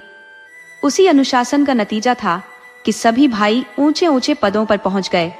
हाँ, यह बात सही है कि स्वास्थ्य किसी का भी अच्छा नहीं रहा, लेकिन पिताजी का स्वास्थ्य भी कोई कमजोर नहीं था। वो हमेशा किसी न किसी दवा का सेवन करते रहते थे। एक दिन तो हद ही हो गई। आपने बच्चों को पतंग उड़ाने की बाकायदा ट्रेनिंग देनी शुरू कर दी। ऐसे घुमाओ, ऐसे गोता दो, ऐसे डील दो। ऐसा लग रहा था जैसे कोई गुप्त शिक्षा दी जा रही हो। उस दिन मैंने आपकी ऐसी खबर ली कि आज भी शायद आपको याद होगा। मैंने कहा, आप कौन होते हैं मेरे बच्चों को बिगाड़ने वाले? घर की परवाह नहीं है तो न सही, लेकिन बच्चों की आदतें तो न बिगाड़िए। अगर सुधार नहीं सकते तो कम से कम उन्हें बिगाड़िए मत। उस पर आप चुपचाप बगलें झांकने लगे। मैं तो चाहती हूँ कि एक बार आप भी गुस्से में गरजे, ताकि मैं अपना चंडी रूप दिखा सकूं। लेकिन आप इतनी जल्दी ठंडे पड़ जाते हैं कि मेरी सारी कोशिशें बेकार हो जाती हैं। पिताजी तो कभी बच्चों को मेले तमाशे में नहीं ले जाते थे। लड़का चाहे सिर पटक पटक कर रो ले, लेकिन उनकी आंखों में कोई नमी नहीं आती थी। और आप तो हर एक से पूछकर मेले ले जाते हैं। चलो, वहां बड़ा मजा है। आतिशबाजियां होंगी, गुब्बारे उड़ेंगे, विलायती झूले भी हैं। आप तो बच्चों को पूरी छूट देते हैं, चाहे वह हॉकी खेलें, फुटबॉल खेलें या क्रिकेट। इन अंग्रेजी खेलों का नाम सुनते ही मेरे रोंगटे खड़े हो जाते हैं। कोई गेंद लग जाए तो जान लेने पर आमादा हो जाती है। मगर आपको तो इन खेलों से कुछ ज्यादा ही लगाव है। अगर कोई लड़का मैच जीतकर लौट आता है तो आपकी खुशी का ठिकाना नहीं रहता। ऐसे इतराते हैं मानो कोई किला फतह कर लिया हो। आपको इस बात की कोई परवाह नहीं कि अगर चोट लग जाए, हड्डी पसली टूट जाए तो इन बच्चों का भविष्य कैसे बनेगा। पिछले साल कन्या के विवाह का मामला उठा था। आपकी जिद थी कि दहेज के नाम पर एक पैसा भी नहीं दिया जाएगा, चाहे कन्या कुंवारी ही बैठी रह जाए। यहाँ भी आपका आदर्शवाद सर चढ़कर बोलने लगा। आप समाज के बड़े बड़े नेताओं के छल कपट को रोज देखते हैं, फिर भी आपकी आंखें बंद ही रहती हैं। जब तक समाज की यह व्यवस्था बनी रहेगी कि युवती का अविवाहित रहना अपमानजनक है, तब तक दहेज की कुप्रथा का अंत होना असंभव है। माना कि कभी कभार कोई ऐसा व्यक्ति मिल जाता है जो दहेज नहीं मांगता, लेकिन इससे हालात पर कोई खास फर्क नहीं पड़ता। कुप्रथा जस की तस बनी रहती है। आप पैसों की कमी नहीं होने के बावजूद दहेज पर भाषण देते हैं, लेकिन मैंने आज तक ऐसा कोई नहीं देखा जो मिलने वाले दहेज को ठुकरा दे। जब लड़कियों को लड़कों के बराबर शिक्षा और रोजगार के मौके मिलेंगे, तभी यह प्रथा खत्म होगी। मैंने जहां जहां रिश्ते की बात चलाई, वहां दहेज का सवाल खड़ा हो गया। हर बार आपने अपनी टांग अड़ा दी। इस तरह पूरा साल निकल गया और कन्या 17 साल की हो गई। तब मैंने एक ऐसा रिश्ता तय कर लिया जहां वर पक्ष ने लेन देन का कोई मुद्दा ही नहीं उठाया। आपने भी इसे मान लिया। हालांकि अंदर से उन्हें पूरा विश्वास था कि अच्छी खासी रकम मिल जाएगी, और मैं भी मन बना चुकी थी कि जितना बन पड़ेगा वह दूंगी। विवाह के सफलतापूर्वक संपन्न होने में कोई रुकावट नहीं थी, लेकिन फिर भी आपकी अड़न्येबाजी ने मेरी नाक में दम कर दिया। ये रस्म गलत है, वह रिवाज व्यर्थ है, यहाँ पैसे की क्या जरूरत, यह गाने बजाने का क्या काम। आपकी इन बातों ने मुझे परेशान कर दिया। बारात द्वार पर खड़ी थी और आप हर छोटी छोटी बात पर बहस छेड़े हुए थे। विवाह का शुभ मुहूर्त आधी रात के बाद था और यहाँ आप अपने आदर्शों का झंडा उठाए बैठे थे। प्रथा के अनुसार मैंने व्रत रखा था, मगर आपकी जिद थी कि इसकी कोई आवश्यकता नहीं। आपका तर्क था कि जब लड़के और उसके माता पिता व्रत नहीं रखते तो केवल कन्या पक्ष को क्यों इस परंपरा का पालन करना चाहिए। मैं और पूरा परिवार समझाने में लगे रहे, लेकिन आप अपने ढर्रे पर अटल रहे। आपने आराम से नाश्ता भी किया और भोजन भी। खैर, जैसे तैसे कन्यादान का समय आया। आप तो सदैव इस प्रथा के विरोधी रहे हैं। आपके विचार में यह परंपरा अमान्य है। लड़की क्या कोई वस्तु है जिसे दान किया जाए? आपका यह सवाल हर बार मेरे सामने खड़ा हो जाता है। आप कहते हैं कि दान केवल धन, संपत्ति या जमीन जायदाद का हो सकता है, पशु दान तक चल सकता है, लेकिन लड़की का दान, यह तो आपकी नजर में एक निरर्थक बात है। मैंने बार बार समझाया कि यह तो वैदिक काल से चली आ रही परंपरा है, शास्त्रों में इसका विधान है। परिवार के बड़े बुजुर्ग और पंडित भी आपको समझाने की कोशिश करते रहे, मगर आप पर इसका कोई असर नहीं हुआ। मैं हाथ जोड़ती रही, पैरों पर गिरकर गिड़गिड़ाती रही, लेकिन आप मंडप के नीचे जाने को तैयार ही न हुए। और मजे की बात तो ये है कि जो विवाद आपने खड़ा किया, उसी के लिए आप मुझसे नाराज हो गए। विवाह संपन्न होने के बाद महीनों तक हम दोनों के बीच कोई बातचीत नहीं हुई। आखिरकार मुझे ही झुकना पड़ा। पर असली विडंबना यह है कि आपके इन तमाम दुर्गुणों के बावजूद मैं आपसे अलग एक पल भी नहीं रह सकती। आपके बिना एक क्षण का भी वियोग मुझे असहनीय लगता है। आपके दोषों के बावजूद मैं आपसे इतना प्रगाढ़ प्रेम क्यों करती हूँ, ये मैं स्वयं नहीं समझ पाती। आप में ऐसा कौन सा गुण है जिसने मुझे आपका दीवाना बना दिया है? मुझे खुद नहीं पता, लेकिन आपकी गैर मौजूदगी में जैसे मेरा अस्तित्व अधूरा हो जाता है। यदि आज विधाता मुझे आपकी जगह कोई विद्या और बुद्धि का पुतला अथवा रूप और धन का देवता भी सौंपे, तो मैं उसकी ओर देखना भी पसंद न करूं। यह कोई सामाजिक बंधन नहीं है, न ही प्रथागत पतिव्रता धर्म, बल्कि यह हमारे स्वभावों का ऐसा मेल है जो किसी मशीन के कलपुर्जों की तरह पूरी तरह फिट हो चुका है। अब इनका स्थान कोई और ले ही नहीं सकता, चाहे वह कितना ही सुडौल और बेहतर क्यों ना हो। यह संगति इतनी सहज हो गई है कि जैसे हम बंद आंखों से जाने पहचाने रास्ते पर चल रहे हो। उसके हर ऊंच नीच, हर मोड़ घुमाव से हम पूरी तरह परिचित हैं। कोई अनजान रास्ता कितना कठिन और बोझिल हो सकता है, ये सोचकर ही मन सहम जाता है। शायद आज मैं आपके इन तथाकथित दोषों को गुणों से बदलने के लिए भी तैयार न हो पाऊं। दोस्तों, आपको कहानी कैसी लगी अपने सुझाव कमेंट करना न भूले। तो चलिए आज की अगली कहानी शुरू करते हैं।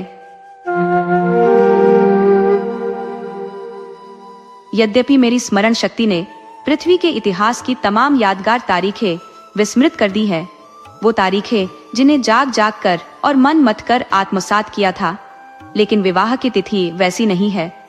वह एक सपाट मैदान में खड़े स्तंभ की तरह अडिग और अटल बनी हुई है। न यह भूलती है न भुलाई जा सकती है। इस तिथि के आगे पीछे की सारी घटनाएं मन के फलक से लुप्त हो चुकी है, जैसे किसी तूलिका ने उनकी स्मृतियों को मिटा दिया हो। उन घटनाओं का कोई चिन्ह शेष नहीं, मानो वह समूची विविधता विवाह की तिथि की एकता में समाहित हो गई हो। मैं इसे भूलना चाहता हूँ, परंतु जिस तिथि का रोज स्मरण होता हो उसे भुला पाना कैसे संभव है, और प्रतिदिन इसका स्मरण क्यों करता हूँ, यह आप उस अभागे से पूछिए जिसके जीवन में भगवत भजन ही एकमात्र आश्रय शेष रह गया हो। लेकिन क्या मैं वैवाहिक जीवन से इसलिए भाग रहा हूँ क्योंकि मेरे हृदय में रसिकता का अभाव है? क्या मैं कोमल वर्ग की आकर्षण शक्ति से परे हूँ और अनासक्ति की स्थिति को प्राप्त कर चुका हूँ? क्या मैं यह नहीं चाहता कि जब मैं टहलने निकलूं तो मेरी जीवन संगिनी भी मेरे साथ चले, विलासितापूर्ण वस्तुओं की दुकानों पर उनके साथ कुछ समय रस आनंद में बिताऊं? मैं भी वह गर्व, वह आनंद, वह महत्व अनुभव कर सकता हूँ जो मेरे अन्य भाई बंधुओं के हृदय में हिलोरें लेता है। लेकिन मेरे भाग्य में वे खुशी के पल और वे रंगीन घड़ियां नहीं लिखी गई। क्यों? क्योंकि मैं चित्र का दूसरा पक्ष भी देखता हूँ। जितना आकर्षक और मोहक एक पक्ष दिखता है, दूसरा उतना ही पीड़ादायक और भयानक। संध्या का समय है और आप एक दीन बालक को गोद में लिए तेल या ईंधन की दुकान पर खड़े हैं। अंधेरा घिर चुका है और आप आटे की गठरी बगल में दबाए गलियों में यूं तेज कदम बढ़ाते हुए गुजर रहे हैं मानो कोई चोरी की हो। सुबह का उजाला हुआ और आप बालकों को गोद में लेकर होम्योपैथ डॉक्टर की टूटी कुर्सी पर बैठे हैं। किसी खोंचे वाले की मीठी आवाज सुनते ही बच्चा बिलखने लगा और आपके प्राण संकट में पड़ गए। ऐसे पिता भी देखे हैं जो दफ्तर से लौटते वक्त 2 पैसे की मूंगफली या रेवड़ियां लेकर घर पहुंचने से पहले ही जल्दी जल्दी मुंह में डाल लेते हैं ताकि बालकों के आक्रमण से पहले वह समाप्त हो जाए। कितना हृदय विदारक दृश्य होता है जब कोई बच्चा मेले में खिलौनों की दुकान के सामने मचलता है और पिता महोदय मुनियों की सी गंभीरता से खिलौनों की क्षण भंगुरता का पाठ पढ़ाते हैं। चित्र का पहला रुख मेरे लिए मानो एक सुंदर स्वप्न लोक है, परंतु दूसरा रुख कठोर यथार्थ का रूपक है। इस यथार्थ के समक्ष मेरी सारी रसिकता विलीन हो जाती है। मेरी मौलिकता और कल्पना शक्ति जो किसी समय सृजन के लिए समर्पित थी, अब इस दाम्पत्य के बंधनों से बचने के उपाय खोजने में व्यस्त है। मैं भलीभांति जानता हूँ कि उस जाल में फंसना ही है, लेकिन जितना रंगीन और लुभावना यह जाल दिखता है, उतना ही इसके भीतर छिपा दाना घातक और विषैला है। पक्षियों को इस जाल में तड़पते हुए देखता हूँ, फिर भी स्वयं उस पर जा बैठने से नहीं रुकता। अब तो हाल ये है कि श्रीमती जी ने मुझ पर लगातार दबाव डालना शुरू कर दिया है कि मुझे बुला लिया जाए। पहले जब मैं छुट्टियों में घर जाता था तो मेरा बस कहाँ चलोगी कह देना ही उनकी संतोष भावना के लिए पर्याप्त होता था, लेकिन अब हालात बदल चुके हैं। अब मैं बहुत झंझट है कहकर बहलाने की कोशिश करता हूँ, गृहस्थ जीवन की कठिनाइयों का भय दिखाता हूँ, लेकिन अब उनके शक और अधीरता ने मेरी चालों को विफल करना शुरू कर दिया है। छुट्टियों में घर जाने का विचार अब केवल भयावह लगता है, क्योंकि कहीं ऐसा ना हो कि वह मेरे साथ चल पड़े। मैं अब नित्य नए बहाने गढ़ता हूँ। सबसे पहले तो मैंने संपादकीय जीवन के संघर्षों का रोना रोया। मैंने कहा कि मेरी जिंदगी रातों को जागने और गलियों में भटकने में कटती है।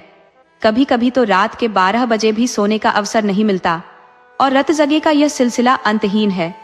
संपादक होने का भार भी ऐसा है कि सिर पर हर वक्त तलवार लटकती रहती है। कब गिरफ्तार कर लिया जाए, कब जमानत मांगी जाए, कुछ पता नहीं। खुफिया पुलिस का एक पूरा दस्ता हमेशा मेरी परछाई की तरह मेरे पीछे रहता है। बाजार में निकलूं तो लोग उंगलियां उठाकर कहते हैं, वह देखो अखबार वाला। ऐसा लगता है जैसे दुनिया भर की सारी समस्याओं का जिम्मेदार मैं ही हूँ। एक बार दुर्भाग्यवश किसी अंग्रेज साहब के बंगले की तरफ चला गया। साहब ने मुझसे पूछा, क्या काम करते हो? मैंने गर्व से उत्तर दिया, मैं एक अखबार का संपादक हूँ। साहब तुरंत अंदर चले गए और दरवाजे बंद कर लिए। मैंने मेम साहब और बच्चों को खिड़कियों से झांकते देखा, जैसे मैं कोई जंगली जानवर हूँ। रेल के सफर में भी ऐसा ही हुआ। मित्रों के साथ यात्रा कर रहा था तो प्रतिष्ठा के नाम पर सेकंड क्लास का टिकट लेना पड़ा। मेरी हालत ऐसी है कि जहां जाता हूं वहां सिर्फ संदेह और समस्याएं ही मेरा पीछा करती हैं। गाड़ी में जैसे ही बैठा, एक सज्जन ने मेरे सूटकेस पर लिखे नाम और पेशे को देखा।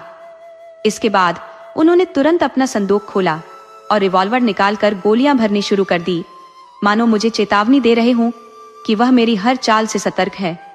मैंने कभी देवी जी से अपनी आर्थिक तंगी का जिक्र नहीं किया, क्योंकि ऐसा करना मुझे अपनी गरिमा के खिलाफ लगता है, ये जानते हुए भी कि अगर मैंने चर्चा की होती तो शायद उनकी सहानुभूति मुझे मिल जाती। मुझे विश्वास था कि यह सब सुनने के बाद श्रीमती जी फिर यहाँ आने का नाम नहीं लेंगी, लेकिन मेरा यह सोचना पूरी तरह गलत निकला। उनके आग्रह वैसे ही बने रहे। तब मैंने दूसरा बहाना बनाया। मैंने कहा, शहर तो बीमारियों के गढ़ है, यहाँ हर चीज में विष का भय है। दूध, घी, फल, सब्जियां, यहाँ तक कि हवा और पानी भी शुद्ध नहीं। इंसान की जिंदगी मानो पानी पर खींची लकीर हो, जो पल में मिट सकती है। आज जो स्वस्थ दिख रहा है, कल पता चलता है कि हृदय की गति बंद हो गई। सैर के लिए निकले और किसी गाड़ी के नीचे आ गए। अगर कोई शाम को सही सलामत घर लौट आता है तो उसे भाग्यशाली समझो। मच्छरों की आवाज सुनकर नींद उड़ जाती है, मक्खी दिख जाए तो पसीने छूट जाते हैं, चूहे को देखकर जान निकल जाती है। हर ओर बस मौत का साया मंडरा रहा है। अगर मोटर और ट्राम से बच भी गए तो मच्छरों और मक्खियों से लड़ते लड़ते निढाल हो जाओगे। मेरी हालत यह है कि रात मच्छरों से जूझते हुए गुजरती है और दिन मक्खियों के बीच।